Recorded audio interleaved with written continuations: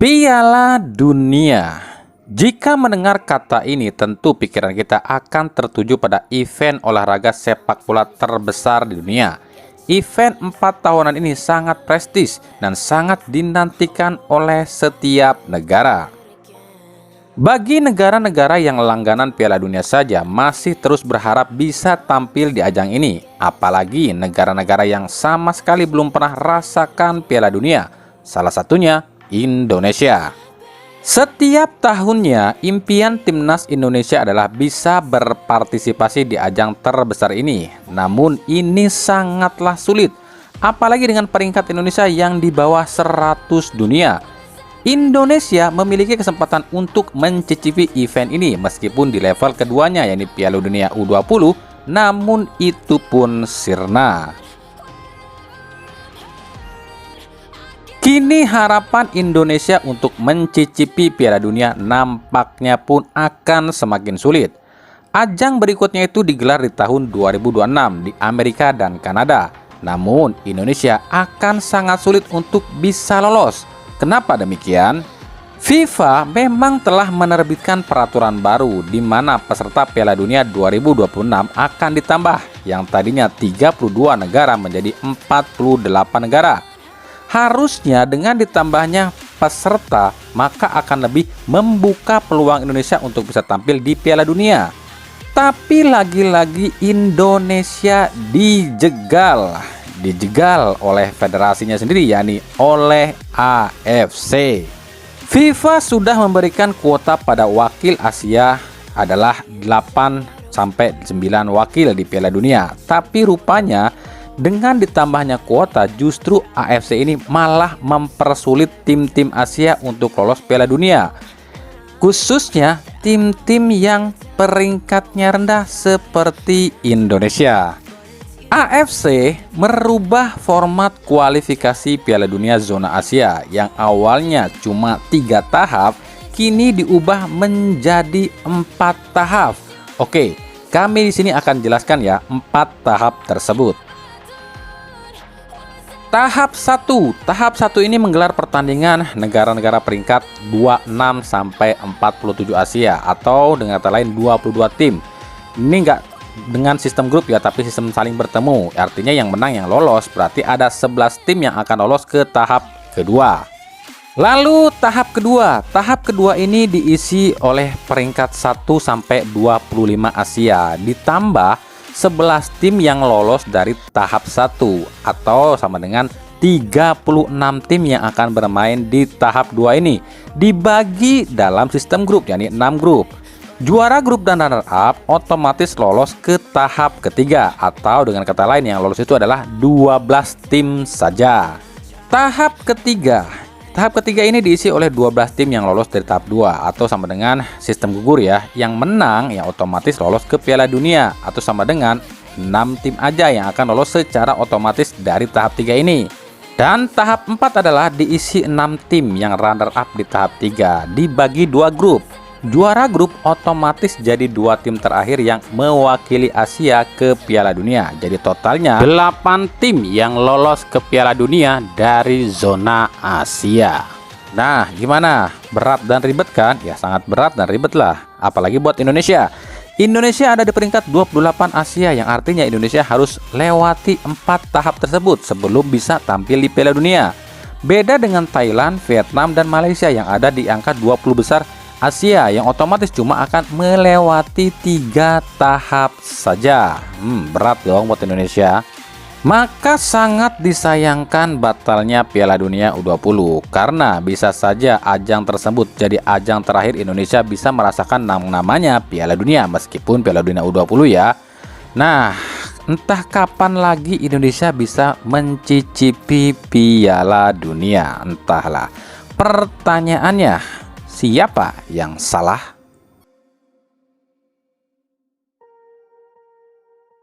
Persis Solo meresmikan pemain asing keduanya musim ini. Ia adalah Diego Bardanca, bek tengah asal Spanyol berusia 30 tahun. Bardanca dikontrak selama 1 tahun. Dengan ini berarti Persis Solo sudah mempunyai 5 pemain asing, yakni Rodriguez, Jamerson, Mesidoro, Sidibe, dan Berdanka, yang artinya Persis Solo cuma butuh slot ASEAN saja.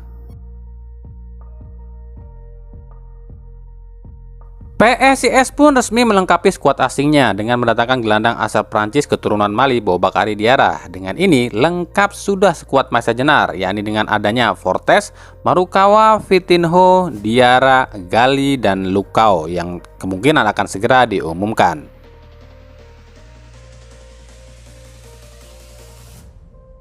Rans Nusantara FC seperti yang pernah kami bahas di video sebelumnya, nampaknya memang akan segera mengumumkan para rekrutan barunya, terutama pemain asing, dan kabarnya akan borongan nih.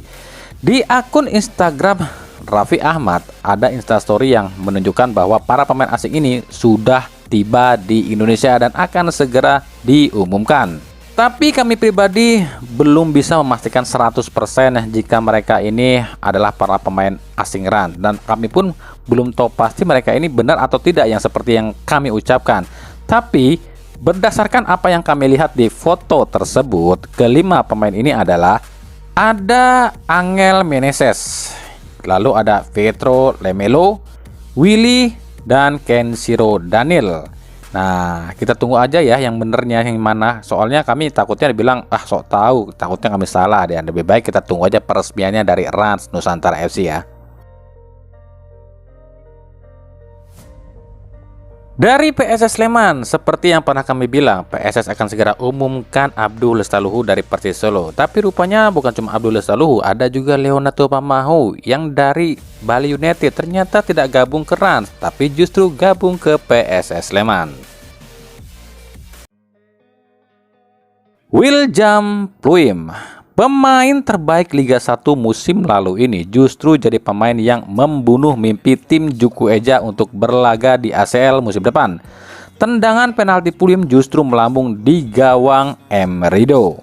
Ini pasti rame nih, soalnya sebelum laga ini atau saat jeda kompetisi yang lalu, Pluim terpantau kamera main di Bali bersama Marco Simic dan sejumlah pemain Bali United.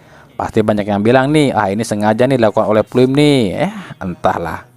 Tapi ya sudahlah, Bali United akhirnya lolos ke kualifikasi Liga Champion Asia. Ingat, kualifikasi ya, bukan langsung main, tapi masih lakoni kualifikasi lagi. Ada 2 kali lagi kualifikasi yang harus dilakoni oleh Bali United. Laga selanjutnya, Bali United akan menghadapi tim Hong Kong, Liman. Kalau menang, selanjutnya akan melawan juara Liga Jepang, Urawa Red. Nah, kalau menang, baru deh main di Liga Champion Asia. Ribet ya. Inilah nasib klub yang peringkatnya atau peringkat liganya dan negaranya ini cukup rendah seperti Indonesia. Apa-apa ya dipersusah. Tapi ya semoga aja wakil Indonesia ini bisa berbicara banyak di ajang internasional. Usai laga, para pemain Bali United ini merayakan kegembiraannya, termasuk salah seorang pemain asing Bali United, Eber Besa, yang langsung melakukan siaran langsung di Instagramnya. Tapi kolom komentarnya dinonaktifkan. Ya dia sadar kalau komentarnya diaktifkan pasti banyak banget nih yang hujat dia nih. Ya itu udah pastilah, soalnya di laga itu tuh Eber Besa ini jadi tokoh antagonis atau istilahnya tokoh penjahatnya. Banyak drama, banyak trik dan lain-lain. Ya kami sih nggak mau bilang ya soal permainan Bali United dan PSM kemarin, atau soal permainan Eber Besa di laga kemarin lawan PSM itu ya. Ya silakan komentar sendiri ya. Kami nggak mau bahas lagi, takutnya kami dibilang anu-anu ya. Oke. Nah, ini masih aja ada yang nanya nih, Bang, emang benar Lionel Messi nggak jadi ke Indonesia? Kan saya sudah jelaskan di video saya sebelumnya, jika Messi belum tentu ke Indonesia. Pelatih Argentina sendiri loh yang bilang, tapi nggak ada yang percaya dengan unggahan kami. Sekarang cuma gara-gara seorang reporter asal Argentina yakni Leo Paradiso mentweet jika Messi cuma sampai di Cina dan akan lawan Australia doang, rame deh sekarang. Terus jawabannya apa? Bener nggak itu kata Leo Paradiso? Messi ke Indonesia apa enggak? Jangankan Leo Paradiso atau saya, bahkan pelatih Argentina aja nggak tahu Messi mau ikut ke Indonesia apa enggak. Yang tahu ya cuma Messinya doang.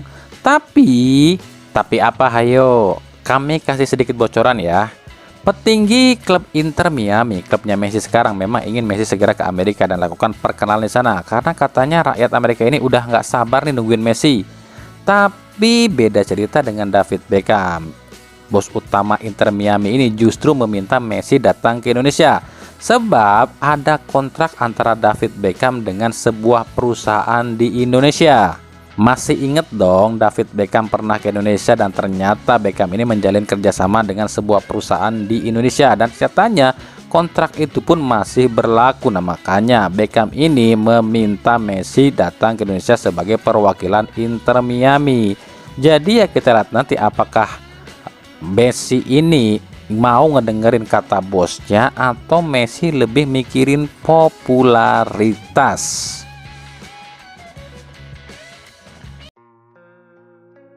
Dari Persib Bandung, yang nungguin pemain asing terakhir Persib, sabar, hari Senin ya. Siapa sih bang sosoknya? Tunggu aja deh, kami nggak mau bocorin dulu, takut kami kena semprot sama pihak Persib. Pemain lokal gimana bang? Lokal ya, kalau lokal yang pasti nih ya, kiper nggak akan nambah lagi, udah cukup ya, ada Teja, Pitrul, Reki, dan Satrio. Tapi untuk Satrio ini belum pasti dipilih ya, soalnya kalau kata pelatih kiper Persib Luizinho Passos, skill Seva Sanggasi yaitu dari kiper Persib Junior itu katanya lebih bagus dibandingkan Satrio. Bahkan kabarnya sih lebih bagus dibanding Fitrul loh, itu kata Luizinho Passos loh. Tapi kita lihat nanti deh, kan tergantung Pak Bos dan juga Luis Milla. Lalu posisi lain gimana? Ini yang sulit. Luis Milla secara terang-terangan meminta mendatangkan striker lokal. Setelah uji coba kemarin, Luis Milla ini nampaknya sadar lini depan Persib ternyata butuh tambahan tenaga juga. Tapi tentunya ini nggak gampang karena kita tahu di liga kita ini kekurangan talenta lokal yang bagus, terutama di sektor depan. Udah tahu dong, di liga kita ini susah banget nyari striker. Jangan nyalahin klub ya karena terlalu banyak pakai pemain asing lo ya. Tiap klub itu udah ngasih kesempatan sama pemain lokal, baik itu di laga uji coba maupun di liga. Tapi ya itu pemain lokal kitanya ini nggak mau memaksimalkan kesempatan yang ada. Ya udah akhirnya tergeser sama yang asing. Jadi kalau untuk lokal di posisi lain di Persib, jawabannya adalah ya jika Teddy Cahyono mendapatkan pemain ya nambah. Kalau enggak ya berarti nggak akan ada penambahan. Berarti kalau nggak ada penambahan nggak ada yang out lagi dong. Belum tentu. Sebelum bursa transfer ditutup, segalanya bisa terjadi.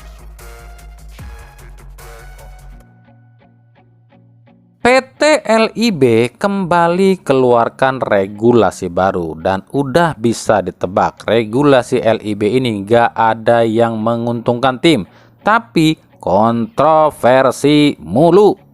Regulasi ini adalah soal stadion. Dalam regulasinya LIB mengatakan jika tuan rumah merasa stadion yang akan dipakai dianggap tak layak, maka tuan rumah boleh ajukan stadion lain, tapi paling lambat 7 hari sebelum pertandingan.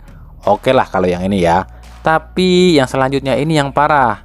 Disebutkan pengawas pertandingan akan lakukan inspeksi terhadap stadion sebelum hari pertandingan dan menentukan semua sudah sesuai dengan law of the game. Dan kalau ada yang kurang, pengawas pertandingan ini akan ngasih tahu sama tuan rumah apa aja yang harus dibenahi. Tapi poin selanjutnya ini yang bikin nyesek nih. Jadi di poin selanjutnya ini yang paling nyesek. Jika pengawas pertandingan udah bilang sama tuan rumah, bagian anu tuh yang kurang, segera perbaiki. Tapi ternyata tuan rumahnya nggak lakuin, maka pertandingan pun dibatalkan digelar dan tuan rumah dinyatakan kalah WO 3-0. Ini kan akan jadi kontroversi. Kenapa kami bilang akan jadi kontroversi? Pasti banyak yang protes, kontroversi mulu. Coba deh perhatikan baik-baik sebelum kalian komentar. Jika yang menentukan sebuah pertandingan itu bisa digelar atau tidak adalah pengawas pertandingan, ini akan jadi kontroversi. Kenapa demikian? Pengawas pertandingannya itu kan orang LIB.